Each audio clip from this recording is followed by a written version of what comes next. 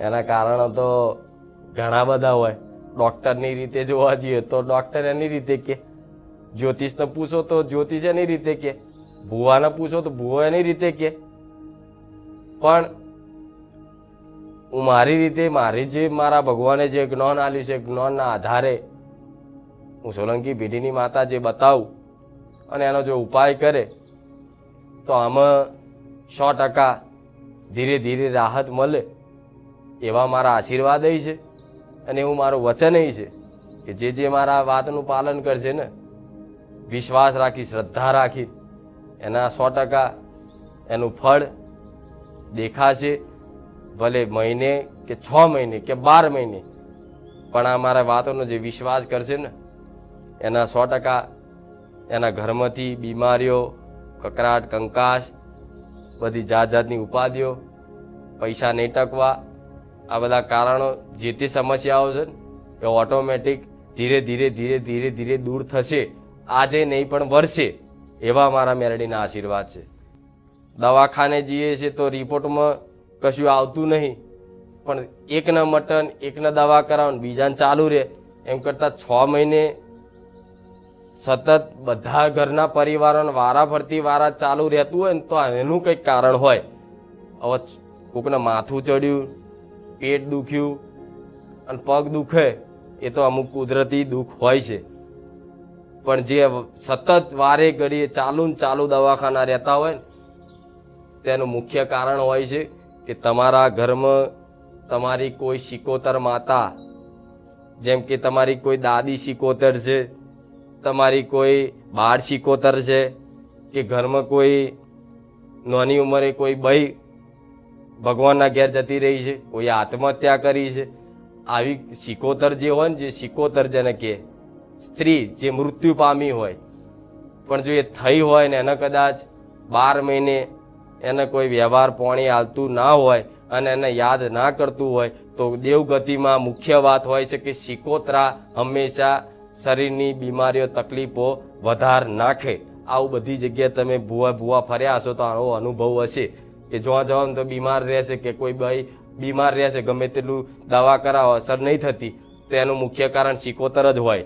પણ એ શિકોતર છે, એક તો બાળ શિકોતર. પહેલા તો એ નજર મારવાની તમારા કાકા કુટુંબમાં, કે અમારા પેઢીમાં કોઈ નાની બાર તો નહીં મરી જઈ, કોઈ નાની બાર તો મૃત્યુ નહીં પામી. એ નજર મારો, અને નજર મારીને કદાચ તમને ખબર પડે હા અમારા દાદાની એક બેન હતી, અમારી ફોઈબા હતી, એ ફોઈને અમાર નાની ઉંમરે 12 વર્ષની કે 11 વર્ષની કે 5 વર્ષની મરી જયેલી છે, મૃત્યુ પામેલી છે, તો તરત કોઈ ભુવાને પૂછવાની જરૂર નહીં. આંખો બંધ કરી અને કદાચ વધામણા કરીને એને દીવો કરી અને કદાચ ચોખાનું નિવેદ તેલમાં કે પછી શીરો જે તમે આલો એ વ્યવહાર આલીને પાણીનો ગ્લાસ ધરાઈને એને બિરાજમાન કરો, ઘરમાં ઘણી બધી રાહત રહે છે. બીજી એક દાદી શિકોતર, જેમ કે તમારી કોઈ ડોશી દાદી હોય, ઉંમર લાયક, પણ એનો જીવ બહુ બરેલો જીવ હોય, આખો દાડો બસ મારું ઘર ને મારું દાગીના ના બધું કરતી હોય, અને કદાચ મૃત્યુ પામે તેનો જીવ ચોરાઈ જાય, દાગીનામાં ઘરમાં તે થાય એમ ફર્યા કરે. તો આજના માણસો શું કરે કે બા થયા છે તો કે લાવો નારાયણ બલી કર્યા, વિધિ કરી આય, તેને મોક્ષ મળી જાય. તો બા એવા જબરા કર્મ નહીં કર્યા, જબરા તપ નહીં કર્યા, તો ભગવાન એમને ડાયરેક્ટ મોક્ષ આપી દે, એ ડાયરેક્ટ સ્વર્ગ આપી દે. એના માટે સ્વર્ગ લેવા માટે, મોક્ષ પ્રાપ્ત કરવા માટે એવા કર્મો કરવા પડે. પણ એનો મોહ જો રહી ગયો હોય તો એનો આત્મા, એનો જીવ ભટક્યા કરે. છેલ્લી ઘડીએ જે વિચાર મનમાં આવ્યો હોય, મરતી ઘડીએ, મૃત્યુની ઘડીએ, કે મારા છોકરાઓનું શું થશે, તો એનો જીવ એના છોકરાઓમાં રહી જાય. કે મારું આ ઘર, તેનો ઘરમાં જીવ રહી જાય. મારા દાગીના કોણ લેશે, આવો વિચારથી રાખો તો દાગીનામાં જીવ રહી જાય. તો એ દાદી તમારી થઈ હોય ને, અને 1-2 વખત સપનામાં ઘરમાં કોઈને પરિવારમાં આવી હોય ને, તો એને બિરાજમાન બેહાડ દેવાય કે લો દાદીમાં તમને બેહાડીએ છે ને, તમને શીરો બનાવી અને પાણીનો ગ્લાસ ધરાઈ અને બસ તમારા નામથી 5 કિલો ચકલાન ચણ નાખીને બિરાજમાન કરીએ છીએ, બેસી જાઓ. આ ખાલી શિકોતર જેને આ ખાલી તમારા ઘેર તમારા લોહીએ લાગતી હોય અને એ બેહાડી દેશો ને, તો તમારા ઘરમાં 50% બીમારી તો એમને એમ જતી રહેશે. અને એવા મારા વિડીયોમાં, કંઈક વિડીયોમાં અનુભવ જોયા હશે, જૂના વિડીયોમાં, એક શિકોતર માતા બતાવીને એના આટલું દુઃખ હતું મટી ગયું, આટલી બીમારી 15 વર્ષની હતી મટી જાય, એવું તમારે ઘેર બેઠા સમાધાન કરવું પડશે. એમને કોઈને બીમારી મટે નહીં, પણ આ કરશો ને તો ઘણી રાહત રહેશે. બીજું 50% રહેશે ને કદાચ કુદરતી હશે. કોઈ વધારે ગળ્યું ખાય છે તો ડાયાબિટીસ થવાનો જ છે, થાય જ. એમાં તો પછી દેવ શું કરે? તમે આખા ગામનું ગળ્યું ખા કરો ને પછી કે મારી ડાયાબિટીસ થયો છે, તો ગળ્યું ઓછું ખાધું હોય તો ના થાય. તમે બહુ પાન મસાલા ને બીડીઓ ને આખા ગામની પી કર્યું હોય તો પછી તમને ટીબી થવાનો જ છે, સ્વાભાવિક છે. તો પછી બહુ દારૂ પી કર્યો હોય તો કિડનીઓ ખરાબ થવાની જ છે.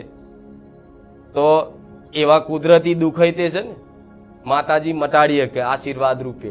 પણ સમના માટે કે તમારા ઘેર મેં એક ઉપાય બતાવ્યો તો પેલા પ્રવચનમાં કે તમારા ઘેર કુળદેવી બેઠી છે ને, તો કુળદેવી તમારા ઘેર સાક્ષાત બેઠી છે એવો મનમાં ખ્યાલ રાખો કે મારા ઘેર મારી માં જાગતી બેઠી છે, મારી કાળકા ઘેર સાક્ષાત બેઠી છે.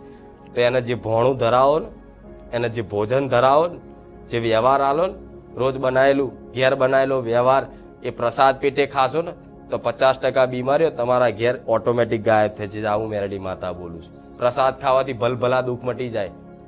તો પારકી માતાઓનો પ્રસાદ ખાવશો તો ઘેર તમારી માને રોજ ભોણું ધરાવીને એ જ પ્રસાદ રૂપે ખાવ. ધીરે ધીરે ધીરે ધીરે તમારા જ ઘરમાં જો બધી બીમારીઓ દૂર ના થઈ જાય મને મેરડીને કહેજો. આ કૃપા કહેવા દેવની 50%માં. 50% દેવ દુઃખ હોય ને 50% કુદરતી હોય.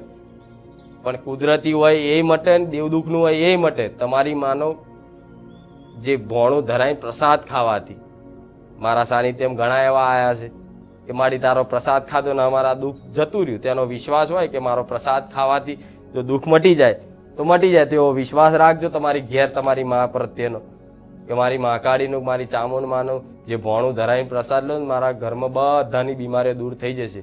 તો ઓટોમેટિક ધીરે ધીરે ધીરે 6 મહિને, 1 વર્ષે કે 2 વર્ષે તમારા ઘેર દવાખાના બંધ થઈ જશે.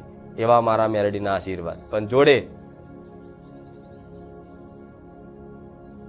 શરદી બહુ ફર્યા હોય તો માથું દુખવાનું છે. કુદરતી હોય એના માટે દેવી શક્તિ ના કરે તો ગોરી ખાઈ લેવાય. અમુક હોય કે મારી માથું બહુ દુખે તો ગોરી ખાવ. ના મટે 2-4 વખત દવાખાને જવાથી તે તો પછી કોઈક મારા જેવી માતાને પૂછાય. નકર પેલા તકલીફ પડે એટલે પેલા ચો જવું પડે દવાખાને. અને દવાખાને જાવ ને ના મટે રિપોર્ટમાં કઈ ના આવતું હોય તારે કદાચ મનમાં વિચાર કરાય કે આરું કંઈક હોવું જોઈએ તો કદાચ મારા જેવી માતા જવાબ આલે. નકર નાની નાની વાતે પૂછશો તો પછી આખી જિંદગી પૂછવામાં જતી રહેશે, મેર નહીં પડે. રામ રામ.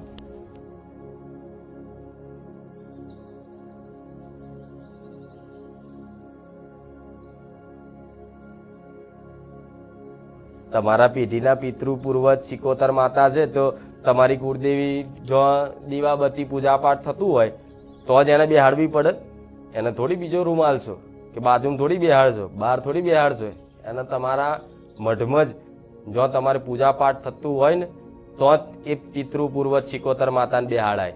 પણ ખાલી ભેદ એટલો રાખવો પડે કે કુળદેવી છે તો કુળદેવીનું સ્થાન ઊંચું હોવું જોઈએ. બીજી કોઈ ચઢવ માતા છે તો એનાથી થોડી સેજ નીચું હોવું જોઈએ. કુળનો દીવો રાજા કહેવાય ને એટલે એનું સ્થાન ઊંચું હોય, એની ગાદી મોટી હોય. સમજો તો તમે પાવાગઢ, અંબાજી કે બહુચરાજી ગમે તે જગ્યાએ શક્તિપીઠ ધામે, મોટા મંદિરો ધામે જ્યાં હશે તે માતાજીનો ગર્ભગૃહ હોય. એમાં એક જ માતાજી હોય જોજો. અને કદાચ આજુબાજુ હોય ને તો એ બીજા સાઈડમાં રાખે, પણ મેન ગર્ભગૃહમાં એક જ હોય. તે એ માતાજી તમારા ઘેર મંદિરમાં કુળદેવીનું એક જ મંદિર હોય કે એક જ પાટલા પર હોય, જોડે આજુબાજુ તમે જે તમારી ભક્તિના દેવ, ચઢવ માતા કે પછી પિતૃ પૂર્વજ એનો જોડે તમે કરી શકો છો. એમાં કોઈ દેવી શક્તિ યાત્રા થાય નહીં. તમારા લોહીએ લાગતા હોય બધા દેવ તમારી કુળદેવીના જોડે બેસાડાય. કોઈ એવું કહેતું હોય પૂર્વજને માતા જોડે ના બેહાડાય તો આ વાત ખોટી છે. તમારી કુળદેવી નહીં જોડે તમારા પિતૃ પૂર્વજ સિકોતર માતાને બેહાડાય. બસ આટલું યાદ રાખવું. પણ હું તો સુધી કહીશ કે અત્યારે આ બધા મંદિરો લાવે છે ને લાકડાના, પણ આવા લાકડાના મંદિરોમાં દેવ નહીં બેહે. તો કહે છે કે માતાજી છે ને બે અત્યારનો બધો સારા સારા ડિઝાઇન વાળા મંદિરો લાવે છે ને બધા જાત જાતના, પણ એ હું કહું તો સુધી એ મંદિરમાં તમારી માતા નહીં ફાવે. કે ચમ નહીં ફાવે? તો એ મંદિરનું જે લાકડું હોય છે એ તમને ખબર ખરી કે આંબલાનું છે કે બાવરિયાનું છે? દરેક જાણે છે કે ભાઈ આંબલી હોય, બાવરિયો હોય, કોઈ કોઠી હોય. અત્યારે તો સસ્તા લાકડા મળતા હોય જંગલમાં, એટલે બધા લાઈ કાપી કાપીને મંદિરો બનાવ. પણ લો, તમારા જ મઠમાં કોઈ આંબલીનું થડનું કોઈ મંદિર બન્યું તો એ તો નકારાત્મક ઉર્જા પેદા કરવા વાળું છે. અમુકના કારણે આવા હોય છે.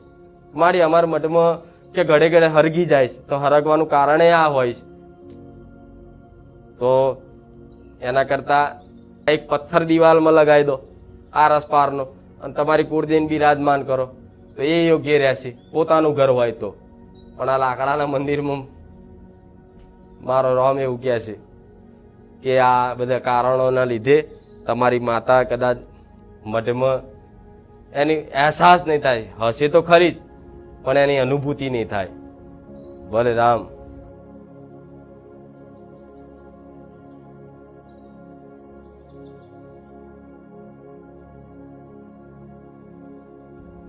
માતાજીનું ભોણું ધરાવો તો એમાં લસણ ડુંગળી વાળું ભાણું ધરાયો તો ચાલે?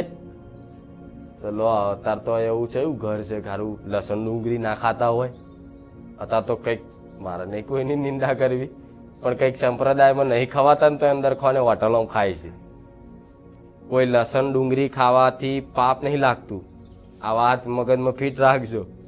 કોઈ લસણ ડુંગળી ખાવાથી કોઈ પાપ નહીં થતું, પણ લસણ ડુંગળી એટલે ના પાડે કે લસણ ડુંગળી ખાવ ને તો એક તમોગુણી પદાર્થ છે, તમોગુણી આહાર કહેવાય લસણ ડુંગળી. એટલે એમાં તમારી ભક્તિમાં અંદર છે ને બાધા નાખે, વિઘ્ન નાખે. જેમ કે તમને કામ ક્રોધ વધી જાય અને ભક્તિમાં આળસ થાય, એના કારણે લસણ ડુંગળી ખાવાનું ના પાડે શાસ્ત્રોમાં. કે જે ભક્તિ કરતું હોય તો એને એ પણ ના ખાઈ શકે, અને જે દેવને માનતા હોય એને પણ ભોગ ના ધરાઈ શકે.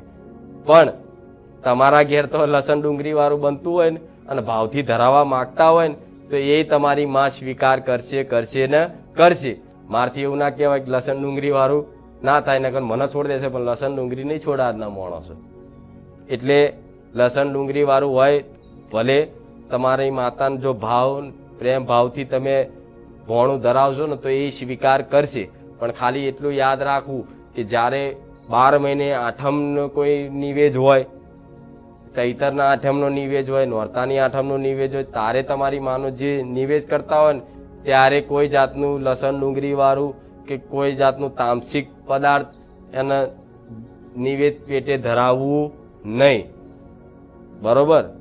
ધરાવાય, ચાલે, પણ ચાલે એનું કારણ કીધું કે કોઈ પાપ નહીં, પણ એટલે ના પાડે કે તમારી ભક્તિમાં બાધક થાય, તમારી અંદર કામ ક્રોધ વધારે, ગુસ્સો વધારે, એના લીધે શાસ્ત્રો ના પાડે કે લસણ ડુંગળી વાળું ના ધરાવાય. પણ ભાવથી તમે ધરાઈ શકો છો. ઘરના બધાને સમજાવવા જશો તો થોડી માનશે કે ભાઈ માતાજીને આપણે સાત્વિક ભોજન બનાવીએ, તો કહે છે કે આ નવો નિયમ ચોથી લાયા. એટલે પણ ભાવથી તમે ધરાવજો, તમારી માં સ્વીકાર કરી લેશે. રામ રામ.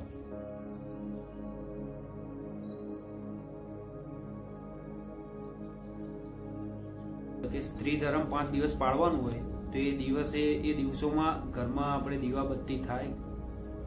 ભલે, બધા પાડે છે ખરા. લો, મારી વાતનું પાલન કર્યું, મને ખૂબ ગમ્યું. તો આ સ્ત્રી ધર્મનું પાલન કરવાનું કે હું માતા મારી સોલંકી પેઢીની વસ્તીના ઘેરથી લઈને નહીં આવી.